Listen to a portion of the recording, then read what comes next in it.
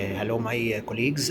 Sorry again, the last video was interrupted because of internet problems. Sorry for that. And then I continue talking now. I was talking about the drug-induced gynecomastia being a common cause of many cases of gynecomastia presenting in clinical practice. So we should ask about medications or drugs or substances which might be the underlying reason or the underlying cause or the underlying disease or the underlying cause of the gynecomastia. Because as I mentioned, among the causes of gynecomastia, we have physiologic causes, we have pharmacologic or drug-induced, and we have pathologic causes or diseases, whether genital diseases or systemic diseases causing gynecomastia, as I will mention.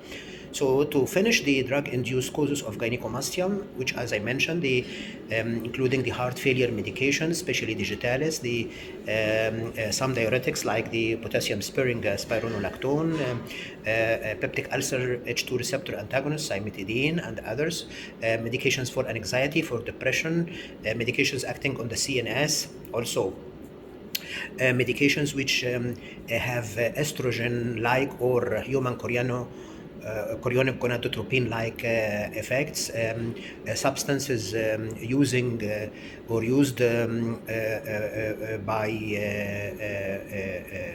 men containing estrogen-like substances, or what we call xenoestrogens, especially those in the skincare products, as I mentioned, and also anabolic steroids used for doping in muscle builders and those people attending the gym.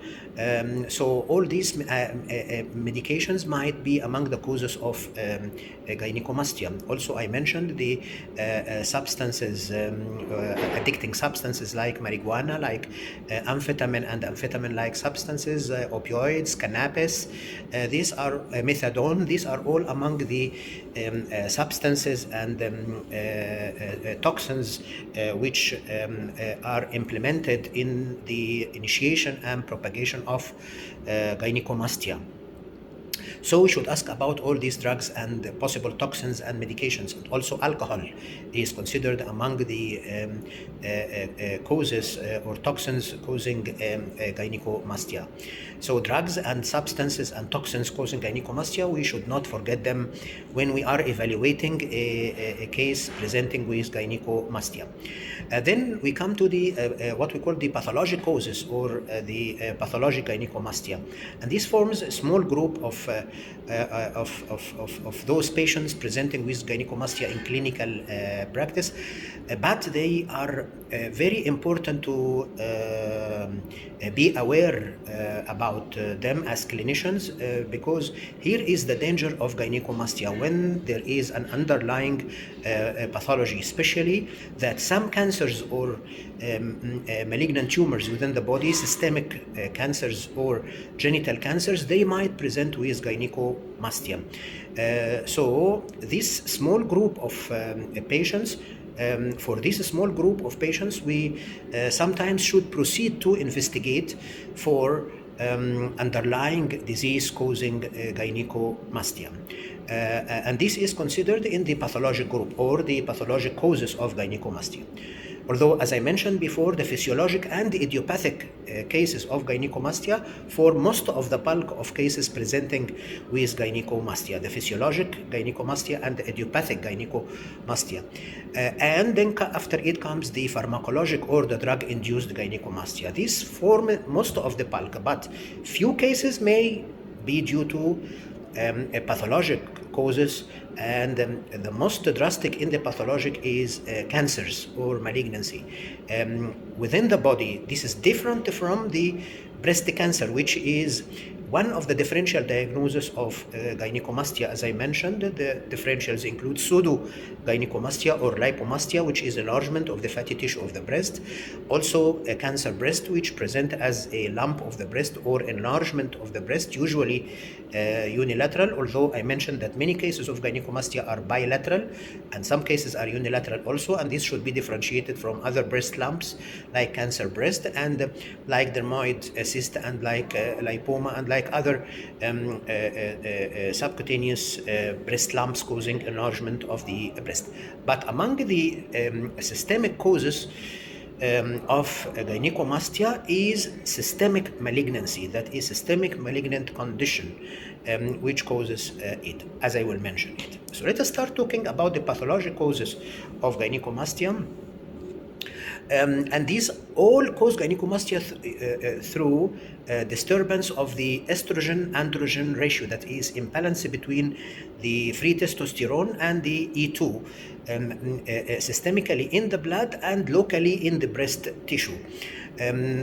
With what we call increased aromatase sensitization of the breast tissue, which increase the sensitivity of the breast tissue to the effects of E2 and conversion of testosterone to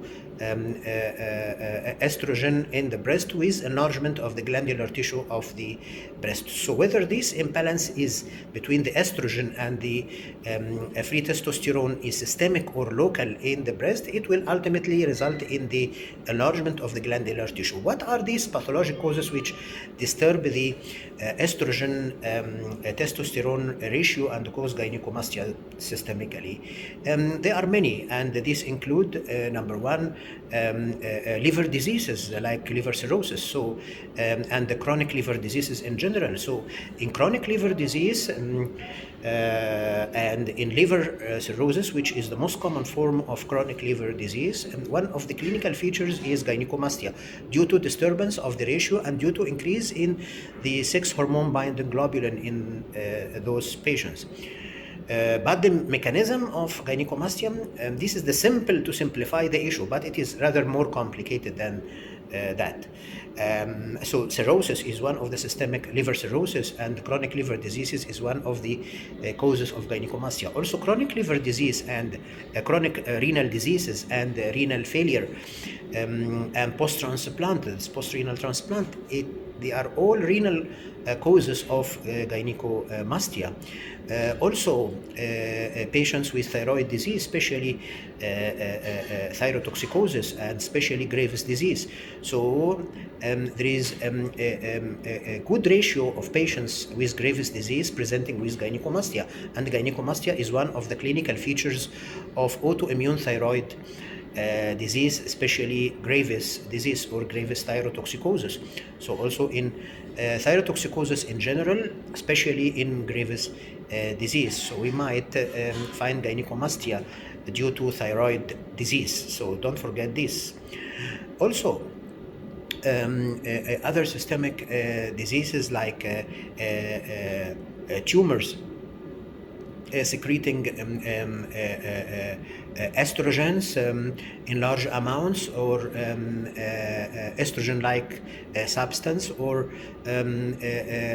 with reduction in the free testosterone, or disturbing the ratio of free testosterone, or tumor secreting human chorionic gonadotropins or human chorionic gonadotropin-like substances as an ectopic presentation of malignancies, especially in cancer stomach, in cancer colon, in cancer pancreas, in renal cell carcinoma, in some of the bronchogenic cancers, that's the lung cancers, especially the non-small cell lung cancer.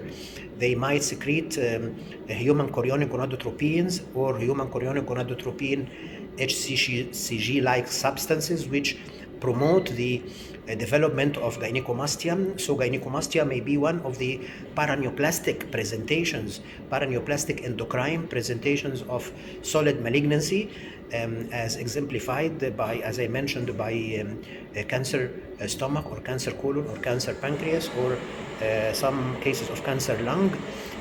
These are tumors presenting, systemic tumors presenting with gynecomastia. Also, some of the genital tumors, especially Sertoli cell tumors and Leydig cell tumors of the testis, they might also present with gynecomastia. So testicular tumors, that's why we should examine the testis also in such patients, looking for any testicular enlargement in such male patients, which might also be present with gynecomastia, so testicular tumors. Also, patients with hypogonadism, male hypogonadism, whether primary hypogonadism or secondary hypogonadism, patients with Klinefelter syndrome, which is a genetic syndrome or hereditary condition presenting with gynecomastia and tall stature. So hypogonadism in general might be one of the pathologic causes of systemic causes